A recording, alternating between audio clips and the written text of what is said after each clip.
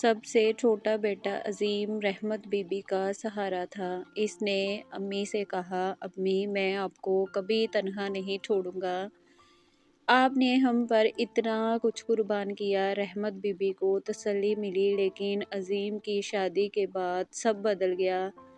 اس کی بیوی فریحہ نے پہلے دن ہی مخالفت شروع کی۔ میں نے یہ شرط پر شادی کی تھی کہ ہم اکیلے رہیں گے۔ یہ ساس کو یہاں سے نکالو۔ ایک دن رحمت بی بی بخار میں تھی، انہوں نے پانی مانگا۔ فریحہ نے چلتے ہوئے کہا، خود اٹھ کر لے لو، میں تمہاری نوکرانی نہیں ہوں۔ رحمت بی بی لڑکھڑاتے ہوئے اٹھی، گر گئی۔ کسی نے مدد نہیں کی۔ تینوں بیٹے اکٹھے بیٹھے تھے۔ انہوں نے فیصلہ کیا، امی ہم تینوں آپ کے لیے ماہانہ خرچہ دیا کریں گے، آپ کسی کرائے کے مکان میں رہ لیں۔ بیٹا میں نے تم لوگوں کو پالا اور آج تم گھر سے نکال رہے ہو۔ امی ہماری بیویاں خوش نہیں، ہم کیا کریں؟ ایک ماں کا دل ٹوٹا۔ رحمت بی بی کو ایک چھوٹے سے کمرے میں بھیج دیا گیا۔ کمرہ نما تھا، چھت ٹپک رہی تھی، سردیوں میں کوئی رضائی نہیں تھی۔ بیٹا مہینے میں ایک بار آتے، گھر تھوڑے سے پیسے دے کر چلے جاتے، امی ہم بہت مصروف ہیں، آپ سنبھال لیں اپنے آپ کو۔ رحمت بی بی اکیلی بیٹھی روتی رہتی۔ کبھی کبھار پڑوسن آتی اور طعنہ دیتی، ارے بیگم اتنے بیٹے بیٹیاں ہیں پھر بھی اکیلی ہو، کیا فائدہ ان بچوں کا جو ماں کو چھوڑ دیں، تم نے ہی برا کیا ہوگا۔ ہر طعنہ رحمت بی بی کو اندر سے توڑ دیتا۔ ایک دن رحمت بی بی کو شدید درد ہوا۔ انہوں نے اسلم کو فون کیا، بیٹا میں بیمار ہوں، مجھے ڈاکٹر کے پاس لے جاؤ۔ امی میں آفس میں ہوں، آپ خود چلی جائیں۔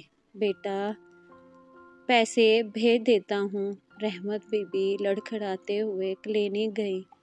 ڈاکٹر نے کہا، آپ کو دل کی بیماری ہے، فوری علاج کی ضرورت ہے۔ بیٹا میرے پاس پیسے نہیں ہیں۔ آپ کے بچے کہاں ہیں؟ رحمت بی بی خاموش رہی۔ کیا کہتی کہ جن بچوں کے لیے انہوں نے اپنی جان لگائی، وہ آج ان سے دور بھاگتے ہیں۔ ایک دن رحمت بی بی کو شدید اٹیک آیا۔ پڑوسیوں نے تینوں بیٹوں کو خبر کی۔ ہسپتال میں ڈاکٹر نے کہا، حالت بہت نازک ہے، آپ لوگ آئے کیوں نہیں؟ تینوں بیٹے شرمندہ تھے۔ رحمت بی بی نے آنکھیں کھولیں، بیٹوں کو دیکھا، ہونٹوں پر ہلکی سی مسکراہٹ آئی۔ بیٹا تم آ گئے۔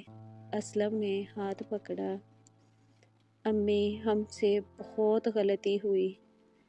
نہیں بیٹا تم نے کوئی غلطی نہیں کی، ماں کبھی بیٹوں سے شکایت نہیں کرتی۔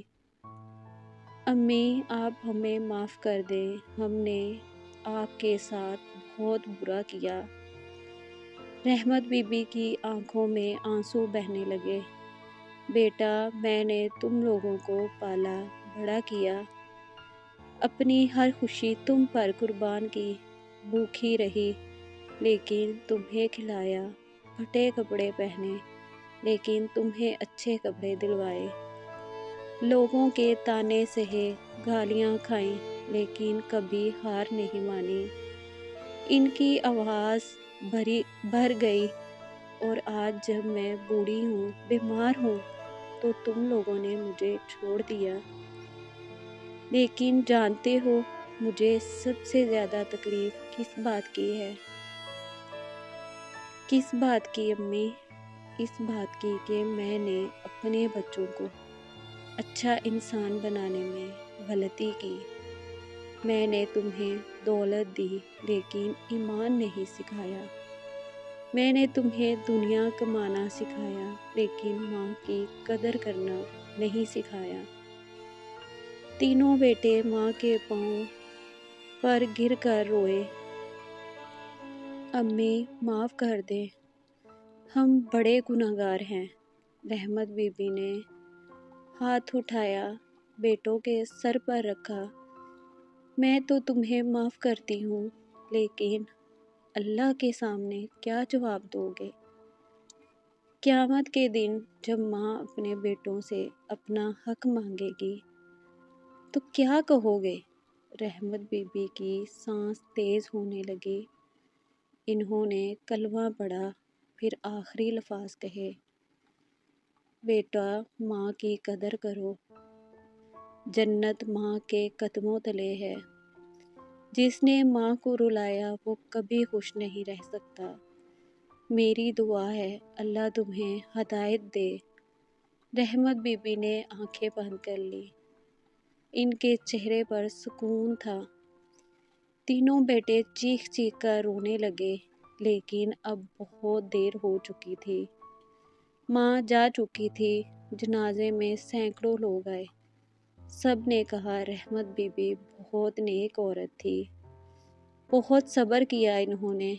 लेकिन तीनों बेटे जानते थे कि इन्होंने अपनी माँ के साथ क्या किया।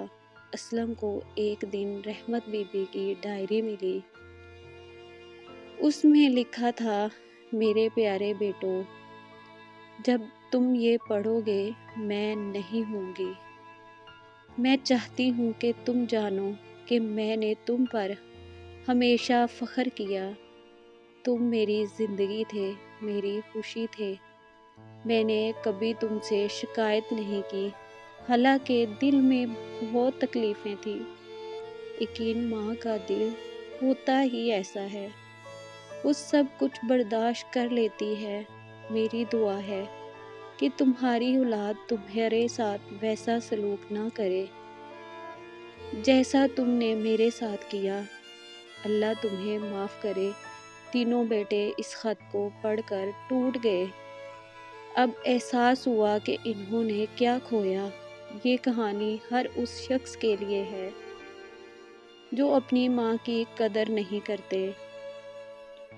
माँ वो है जो 9 महीने तुम्हें पेट में रखती है, दर्द सहकर जन्म देती है, रात रात भर जागती है, अपनी हर खुशी तुम पर कुर्बान करती है, और जब वो बूढ़ी हो जाती है तो तुम्हारा फ़र्ज़ बनता है इसकी खिदमत करो, इसका ख्याल रखो, इसे इज़्ज़त दो। रसूल सल्लल्लाहु अलैहि वसल्लम ने फरमाया, जन्नत माँ के कदमों तले है। अगर तुम अपनी माँ को रुलाओगे, इसे तकलीफ़ दोगे, तो अल्लाह के हजूर जवाबदेह होगे। आज अपनी माँ के पास जाओ, इनके कदम चूमो, इनसे माफ़ी मांगो, इनकी खिदमत करो, क्योंकि जब वो चली जाएंगी तो सिवाय पछतावे के कुछ नहीं बचेगा। ए अल्लाह हर माँ को सेहत दे, लंबी ज़िंदगी दे, और हर औलाद को अपने माँ बाप की कदर करना सिखा। आमीन। याद रखो, माँ सिर्फ़ एक लफ्ज़ नहीं, ये कुर्बानी की ज़िंदा तस्वीर है। मोहब्बत का सफ़र है, मोहब्बत का समंदर है, जन्नत का दरवाज़ा है। इसकी कदर करो, वरना ज़िंदगी भर